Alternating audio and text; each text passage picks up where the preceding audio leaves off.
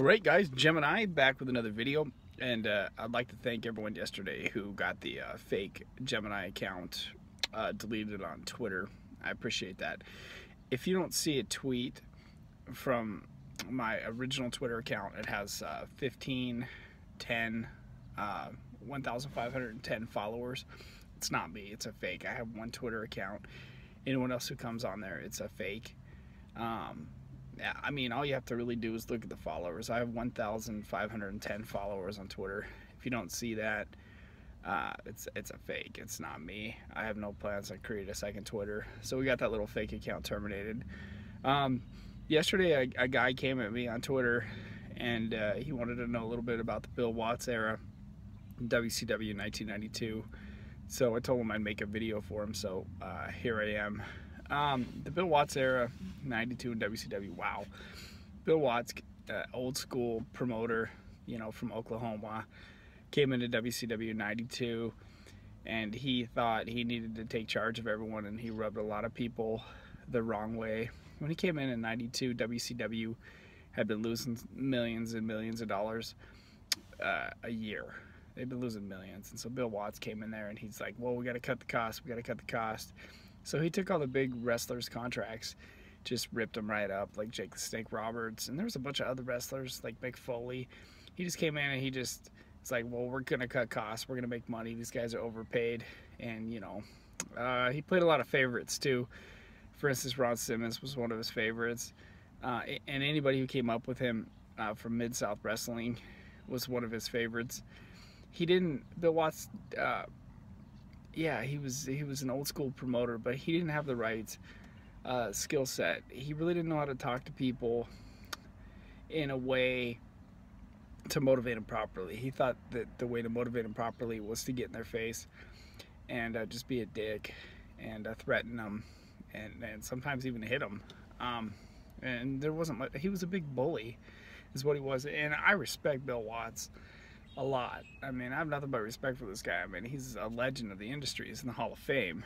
Yeah, he came in and kind of took charge, WCW, and pissed a bunch of people off and got in their face. And he only lasted a year because he just didn't have the right skill set to handle the corporate people there at Turner and whatnot. It was a real mess when they brought him in, you know, and he brought in the old school traditional style of professional wrestling. He took the padding off the side of the ring, so when the wrestlers fall, they would hit concrete, because he assumed that was the way that it was when he was a pro wrestler. There was no little padding around the ring, which I kind of disagree with, because your performers have to be healthy to perform every night.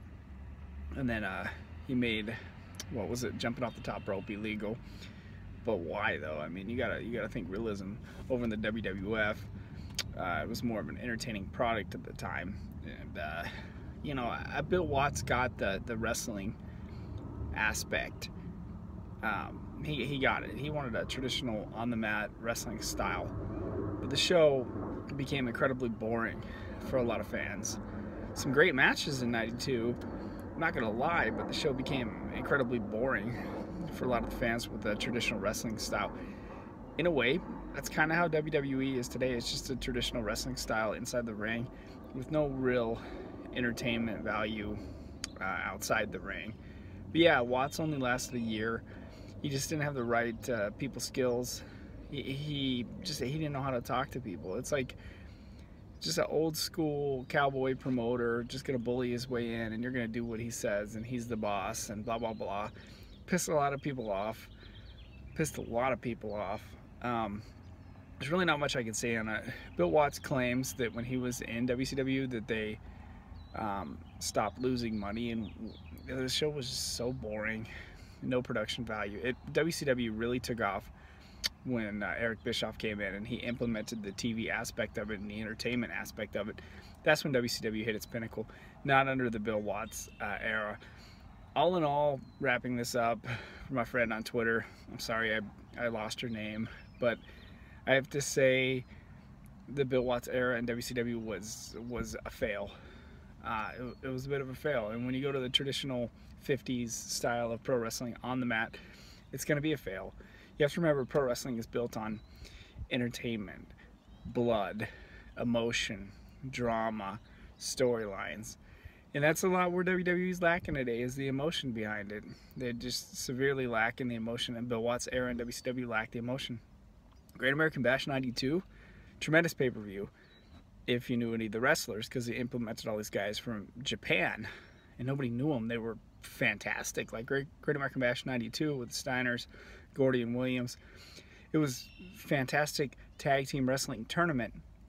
But when you had over in the WWF, you had Ultimate Warrior, Sid, Undertaker, Bret Hart taking off, British Bulldog taking off, people like that. You weren't going to be able to compete with, say, 92 Wembley Stadium, British Bulldog, and Bret Hart.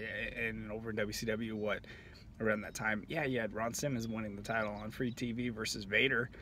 But that's not going to pop this huge number. Why didn't you do Ron Simmons and Vader at a big pay-per-view for the WCW title? Why did you have Ron Simmons win the title on a Saturday night? Stuff like that.